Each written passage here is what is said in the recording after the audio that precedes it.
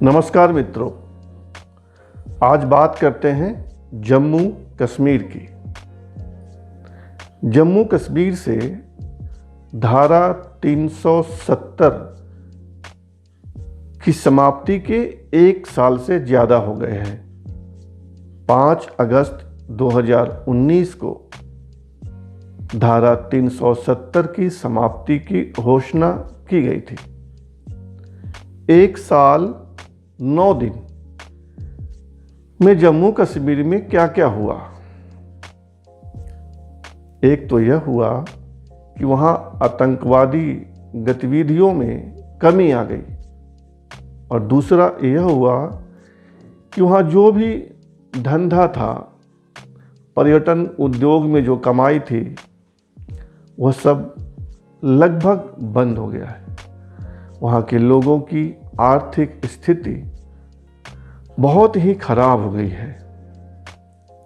दूसरा यह हुआ कि धारा 300 समाप्ति की घोषणा से पहले ही जिन नेताओं को नज़रबंद कर दिया गया था, उसमें से कुछ छोड़ दिए गए हैं, यानी उनकी नज़रबंदी ख़त्म कर दी गई है, और कुछ अब भी नज़रबंद हैं। महबूबा मुफ्ती आज की तारीख तक बंद है, नज़रबंद है वो। उमर फारूक या फारूक अब्दुल्ला को हाल ही में रिहा किया गया है। शाह फैज़ल एक IAS अधिकारी थे और उन्होंने वहाँ अपनी पार्टी बनाई थी। वे अब राजनीति से अलग हो गए हैं, पार्टी का अध्यक्ष पद छोड़ दिया है, और कहा जा रहा है कि उनका IAS से इस्तीफ़ा अब तक स्वीकृत नहीं हुआ है और एक बार फिर वे सरकारी सेवा में जाएंगे। कांग्रेस जम्मू कश्मीर में मृतप्राय है, कोई गतिविधि नहीं है। उसके जो नेता थे वो घर बैठ चुके हैं। नए कार्यकर्ता, नए नेता नहीं बन रहे हैं। ले देकर बीजेपी बच जाती है, भारतीय जनता पार्टी, क्योंकि PDP की जो नेता हैं महबूबा मुफ्ती, वह नज़रबंद है, तो ज़मीन पर बीजेपी दिखती है। अब बीजेपी के नेताओं का जम्मू कश्मीर में क्या हाल है, मैं आपको बताता हूँ। पिछले दिनों एक महिला, कश्मीर में एक जगह है गांदरबल, वहाँ की सूनी सड़क पर हाथों में तिरंगा लिए दौड़ रही थी। सड़क बिल्कुल सुनसान था और वह महिला भारत माता की जय और भारतीय जनता पार्टी जिंदाबाद के नारे लगा रही थी। उसका नाम है राबिया रसूल, और वह भारतीय जनता पार्टी की महिला नेत्री हैं। घाटी में यानी कश्मीर में, जम्मू की बात मैं नहीं करता, लेकिन कश्मीर में अगर कोई महिला सड़क पर, वह भी गांदरबल में, हाथों में तिरंगा लेकर भारतीय जनता पार्टी जिंदाबाद, भारत माता की जय कहे, तो यह बड़ी बात है। मैं यह क्यों सुना रहा हूँ आपको, यह आप आगे समझ जाएंगे। जम्मू कश्मीर में 1267 पंच और सरपंच हैं। इसमें अधिकतर बीजेपी के हैं। बीजेपी के इसलिए हैं कि जब वहाँ चुनाव हुए थे अक्टूबर 2019 में, तब उसमें PDP नेशनल कॉन्फ्रेंस के लोगों ने भाग नहीं लिया था। इसलिए जो भी 1267 पंच सरपंच चुनकर आए, उसमें अधिकतर बीजेपी के हैं।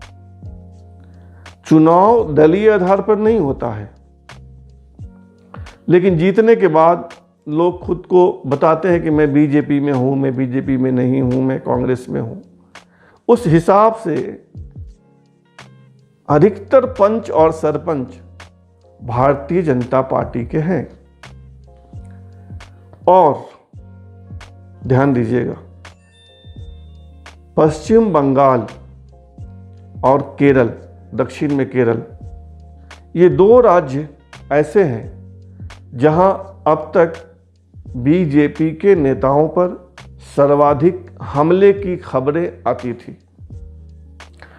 लेकिन अब नया डेस्टिनेशन बना है जम्मू कश्मीर, जहां से यह खबर आती है कि बीजेपी के नेताओं पर हमले हो रहे हैं और उसमें उनकी मौत हो रही है। पिछले एक माह में बीजेपी के 5 लोग कश्मीर में मारे गए हैं आतंकवादियों की गोली से, और एक बुरी तरह जख्मी हुआ है। जम्मू कश्मीर में जब उपराज्यपाल जीसी मुर्मू को, गिरीश चंद्र मुर्मू को उपराज्यपाल के पद से हटाकर दिल्ली लाया गया, उनको सीएजी बनाया गया, और उत्तर प्रदेश के नेता, बीजेपी के नेता मनोज सिन्हा को कश्मीर भेजकर उपराज्यपाल बनाया गया, तब बात उठी थी कि यह बदलाव क्यों हुआ है। एक ब्यूरोक्रेट को हटाकर एक खांटी जमीनी नेता को जम्मू कश्मीर क्यों भेजा गया है। इसके ढेर सारे कारण हैं, लेकिन 2 कारण प्रमुख थे। एक कारण तो यह था कि बीजेपी के नेताओं पर जो हमले हो रहे हैं उसको रोका जाए।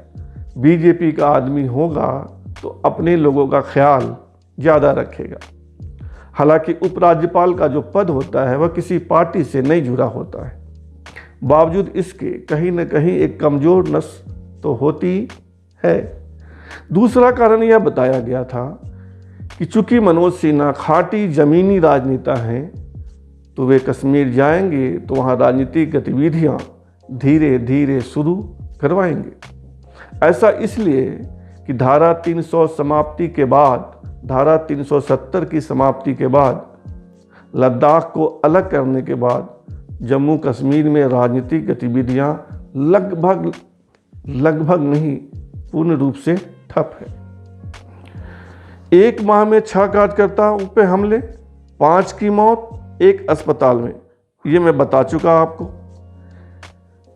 गिरीश चंद्र मुर्मू सीएजी बन चुके हैं और मनोज सिन्हा भी जम्मू कश्मीर पहुंच चुके हैं।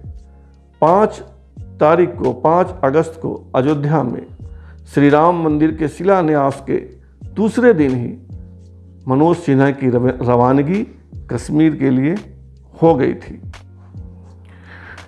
लेकिन खबर यह नहीं है, खबर यह है कि कश्मीर में बीजेपी के नेता भयभीत हैं, और भय इतना है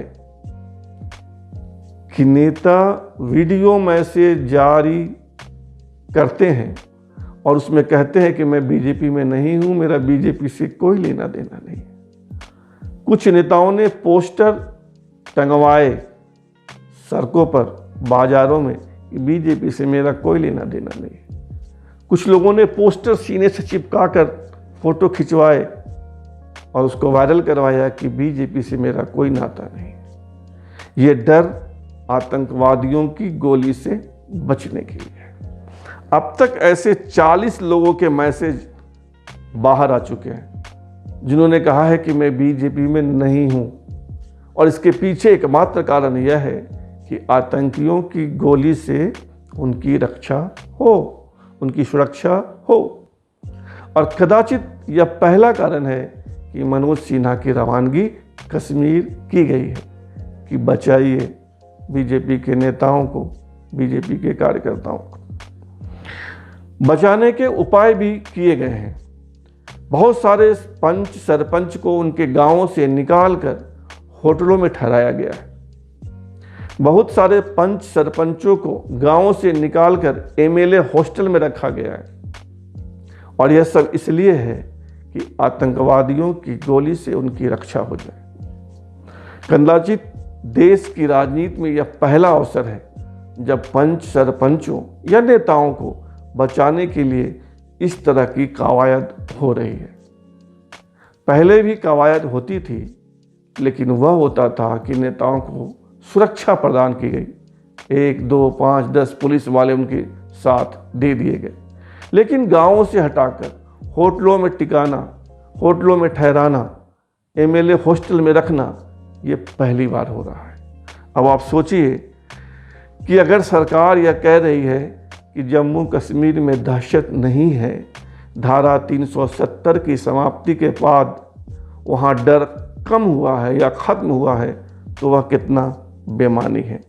डर अब भी बना हुआ है, और डर इस कदर है कि लोग वीडियो मैसेज जारी करते हैं, उसको वायरल करवाते हैं। जम्मू कश्मीर में भारतीय जनता पार्टी कभी भी बहुत बड़ी ताकत नहीं थी। 1987 में विधानसभा में बीजेपी को 2 सीटें मिली थी। 1996 में 1996 में 8 मिली, 2002 में 1, 2011 में 11, लेकिन 2014 में अचानक से ग्राफ बढ़ा और बीजेपी को 25 सीटें मिली, यानी वहाँ बीजेपी मजबूत हुई। आपको याद होगा कि बीजेपी ने पीडीपी महबूबा मुफ्ती की पार्टी के साथ मिलकर सरकार भी बनाई। हालांकि वह सरकार बहुत दिनों तक नहीं चली। अब निष्कर्ष, निचोड़, धारा 370 की समाप्ति के 1 साल 9 दिन के बाद भी जम्मू कश्मीर में डर खत्म नहीं हुआ है, डर बरकरार है। धारा 370 की समाप्ति के बाद भी, 1 साल 9 दिन के बाद भी आतंकवादी वहां सक्रिय हैं, लेकिन गतिविधियों में कमी आई है। यह सच है कि ढेर सारे आतंकवादी मारे गए हैं। धारा 370 की समाप्ति के 1 साल 9 दिन के बाद भी वहां आर्थिक गतिविधियां लगभग ठप है, और जिसका खामियाजा वहां के लोगों को भुगतना पड़ता है, पड़ रहा है। आगे कितने दिनों तक भुगतना पड़ेगा यह हम फिलहाल बताने की स्थिति में नहीं। हम चाहेंगे, आप भी चाहेंगे कि दुनिया की जन्नत जम्मू कश्मीर से डर का माहौल खत्म हो, वहाँ आर्थिक गतिविधियाँ बढ़े, डर का माहौल समाप्त हो जाए, आतंकवादी समाप्त हो जाए, और मनोज सिन्हा जम्मू कश्मीर का बेहतर विकास करवा पाएँ, वहाँ के लोगों को मुख्य धारा में लाने में सफल हों, वहाँ के लोगों की आर्थिक स्थिति सुधारने में सफल हों। इसका यश उन्हें भी मिले, जम्मू कश्मीर में भी शांति हो। आप कहिए आमीन, हम भी कहते हैं आमीन। ऐसा ही हो, ऐसा ही हो। जनता की बात में आज इतना ही। आपसे आग्रह है कि हमारे इस चैनल को सब्सक्राइब कर लीजिए, लाइक कीजिए, शेयर कीजिए, और हर वीडियो पे नहीं, यदा कदा कमेंट तो कर दीजिए। धन्यवाद।